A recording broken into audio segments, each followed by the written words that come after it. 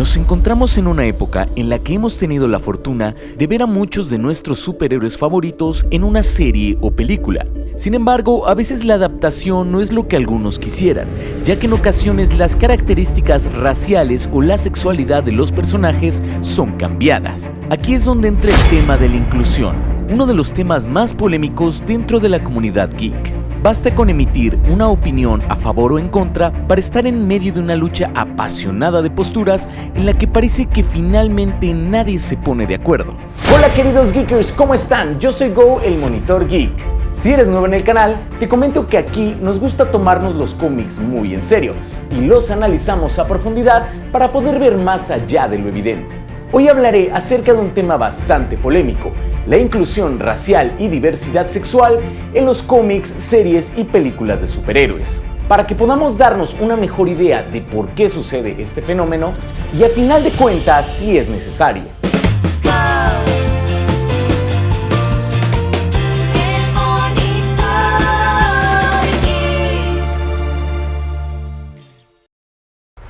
Si queremos abordar un tema tan complejo, es necesario comprender la cadena de hechos y situaciones que nos han llevado hasta aquí. Una época en la que las minorías están luchando por ser más representadas dentro de la ficción. Es por eso que durante la primera parte del video no te daré mi opinión al respecto, sino que te presentaré los hechos históricos, sociales y demográficos que nos trajeron hasta este punto. Voy a hablar entonces de manera objetiva sobre el tema para que al final tú también puedas tener una opinión más informada al respecto, tomando en cuenta toda la información. Capítulo 1. Superhéroes, un reflejo de nuestra sociedad. Como he comentado en otros videos, los superhéroes son un reflejo de la sociedad en la que vivimos. Si analizamos sus historias, podemos ver que sus aventuras son una representación exagerada o una alegoría de las situaciones sociales de la época en las que fueron escritas. Por poner algunos ejemplos, los superhéroes que fueron creados alrededor de la Segunda Guerra Mundial, en lo que se conoce como la Edad de Oro de los cómics, eran patrióticos. Héroes como el Capitán América, Superman y la Mujer Maravilla representaban los colores y los ideales de libertad que Estados Unidos y sus aliados decían tener. En esta época también era común que los japoneses y asiáticos en general fueran dibujados con rasgos grotescos para representarlos como enemigos con los cuales no hay que tener empatía. Recordamos que fueron precisamente los japoneses quienes bombardearon la base estadounidense de Pearl Harbor y forzaron a Estados Unidos a entrar en la Segunda Guerra Mundial.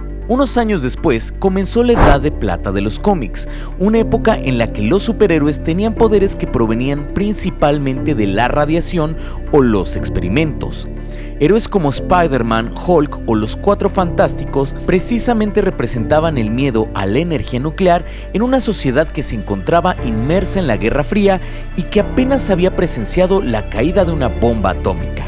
Como podemos ver, los héroes son personajes que representan las virtudes de cada sociedad, y por eso los héroes de una cultura son muy diferentes a los de otra. Mientras que Superman en una época representó el patriotismo estadounidense, algunas de las hazañas de héroes mitológicos como Hércules incluyen el hecho de embarazar a 50 mujeres en una semana, es decir, diferentes culturas, diferentes tipos de heroísmo. Sin embargo, tenemos que recordar que durante todos estos años, los cómics eran un medio principalmente estadounidense, por lo que representan precisamente cómo es que Estados Unidos se veía a sí mismo y al resto del mundo. Es decir, para los escritores de aquella época, Estados Unidos se veía a sí mismo poderoso, blanco y heterosexual. Capítulo 2. Breve historia de la inclusión en los cómics. En 1956, el escritor de cómics Al Fieldstein escribió una historia de ciencia ficción llamada Judgment Day. Aquí, un astronauta de una federación espacial visita un planeta habitado por robots, unos naranjas y otros azules. El astronauta descubre que un grupo de robots tenía más privilegios que el otro debido únicamente a su color. Al final de la historia, el astronauta decide no aceptar a ese planeta en la Federación Espacial debido a sus conductas discriminatorias y se quita el casco para revelar ser un astronauta afrodescendiente. Durante los años 50, los cómics eran regulados por una institución llamada Comics Code Authority.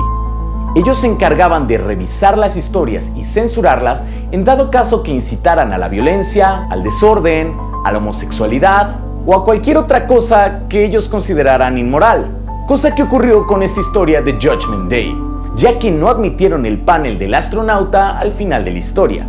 Cabe aclarar que esta historia fue muy transgresora, ya que se escribió tan solo 2 años después de que se prohibiera la segregación racial en las escuelas, una época en la que el ejército tenía incluso que proteger a los estudiantes afroamericanos para que pudieran asistir a la universidad sin temor a ser golpeados.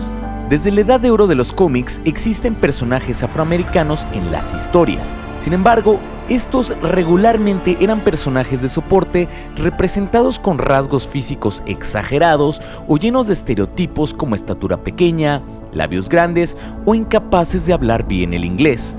No fue sino hasta 1966 y después de una década llena de lucha y cambios sociales que esto cambió con la publicación del cómic Fantastic Four número 52, en el que Stan Lee y Jack Kirby introdujeron al superhéroe Black Panther. A pesar de que ya existían otros superhéroes afroamericanos en el mercado, T'Challa fue el primero en una de las grandes compañías de cómics. A este le siguieron otros como Luke Cage en 1972 y sobre todo el Linterna Verde John Stewart, quien fue el primer superhéroe afroamericano de DC. John no solo se convertiría en el reemplazo temporal de Hal Jordan, sino en todo un ícono dentro del universo de los Linternas Verdes. Los cambios sociales son los que hacen que los cómics en sí cambien. Como comenté, la ficción tiende a ser un reflejo de nuestra sociedad. Una década de lucha nos llevó a tener en los cómics más superhéroes afrodescendientes. Pero, ¿qué ocurría con otras minorías como la comunidad LGBT? Resulta que la lucha por sus derechos comenzó muchos años después. Es por eso que vimos personajes gays en los cómics hasta mediados de la década de los 90. Alan Moore fue de los primeros en abordar el tema a finales de los 80s. En su cómic Watchmen vemos cómo personajes como Captain Metropolis, Hooded Justice y Silhouette son gays, mientras que cómics como Hellblazer y Sandman nos presentaron personajes bisexuales y transexuales dentro de sus historias. Sin embargo, la mayoría de estos personajes eran reservados para las líneas adultas de DC y Marvel respectivamente. Durante los 90s, estos aún eran temas que se trataban con mucho cuidado por temor a la respuesta de la gente. Conforme fue pasando el tiempo, esto cambió y fueron apareciendo en los cómics personajes LGBT como Northstar, Pied Piper, Harley Quinn y varios otros. Hoy en día, la industria del entretenimiento hace lo posible por incluir a minorías en sus productos. Series como Arrow, Supergirl y Legends of Tomorrow tienen varios personajes afrodescendientes, latinos y LGBT en sus filas, aunque hay que aclarar que esto también tiene que ver con un tema económico más que de inclusión, ya que un 13% de la población estadounidense es afroamericana, mientras que un 4% se considera parte de la comunidad LGBT. Si sumamos estos números, representan casi una quinta parte de la audiencia. La industria de los cómics se dio cuenta que el mundo no era tan blanco y heterosexual como se pensaba hace 50 años. Esto nos deja con el debate actual, en el que en ocasiones se cambia el color de piel u orientación sexual de un personaje a la hora de adaptarlo al cine o a la televisión. Capítulo 3. ¿La inclusión es el camino correcto? Ya que sabemos históricamente cómo es que llegamos aquí y económicamente por qué es un tema tan importante, es momento de preguntarnos, ¿es la inclusión el camino correcto? Ante esta pregunta mi respuesta sería, depende de la manera en la que te guste ver a los superhéroes. Si los ves solo como entretenimiento, tal vez la inclusión pueda ser molesta, ya que un mundo ficticio bien puede existir sin diversidad sexual o racial, y para prueba tenemos décadas de historias en las que esto sucedió. Sin embargo, también está el otro punto de vista.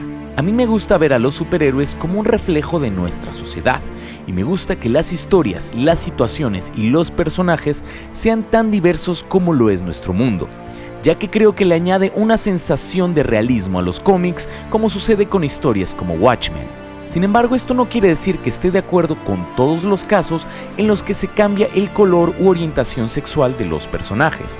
Entonces, digamos que el cambio a veces me parece bien logrado y efectivo, y en ocasiones no. Debo decir que incluir a personajes de minorías en las series y películas resulta particularmente complicado, ya que la mayoría de los superhéroes fueron creados durante la edad de oro y plata de los cómics, antes de que los movimientos sociales nos permitieran tener a superhéroes más diversos. Entonces esto nos deja con un par de opciones. La primera opción es crear personajes completamente nuevos como Alex Danvers en la serie Supergirl, quien es la hermana adoptiva de Kara y cuya homosexualidad ha sido tratada en varios episodios. También está el ejemplo de John Diggle y Wild Dog, personajes que fueron creados específicamente para la serie Arrow y que le añaden soporte y diversidad al equipo. Si la intención es no cambiar lo que ya está escrito en los cómics, también está la opción de darle más peso a personajes ya existentes en los cómics con estas características. Este fue el caso del personaje de Cyborg, quien históricamente fue miembro de los Jóvenes Titanes hasta que lo hicieron parte de la Liga de la Justicia precisamente para darle más diversidad al equipo. Algo así también sucedió con Jon Stewart en la caricatura de la Liga de la Justicia. El resultado en este caso fue tan bueno que toda una generación de fans creció con él como Linterna Verde. Cuando yo comencé a leer cómics a mediados de los 90s, Wally West era el Flash de la Liga de la Justicia. Fue un personaje con el cual yo crecí y me molestó mucho cuando cambiaron su apariencia en los cómics. Y después en la serie Flash básicamente cambiaron toda su personalidad.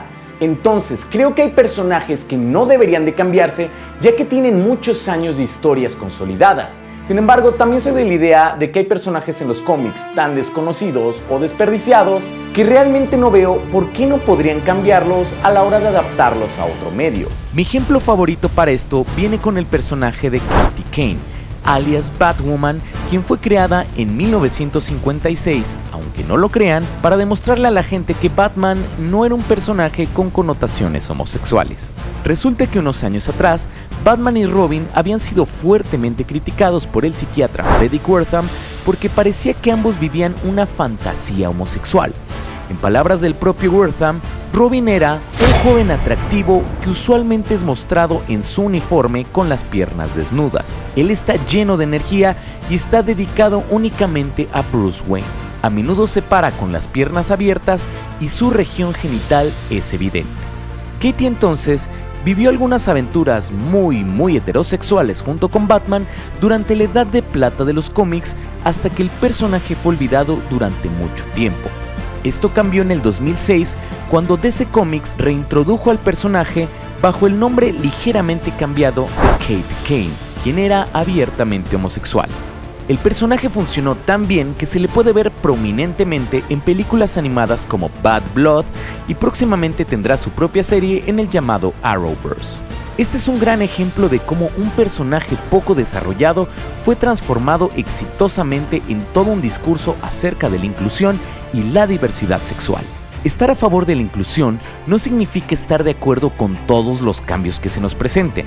El tema es tan complejo que cada caso tiene que ser analizado particularmente. No solo se trata de incluir personajes diversos porque sí, se trata de hacerlo de una manera efectiva, bien trabajada y sobre todo fomentando el respeto y la tolerancia. Para mí, los superhéroes históricamente han sido un reflejo del mundo en el que vivimos y las minorías deberían de sentirse integradas en estas historias ficticias.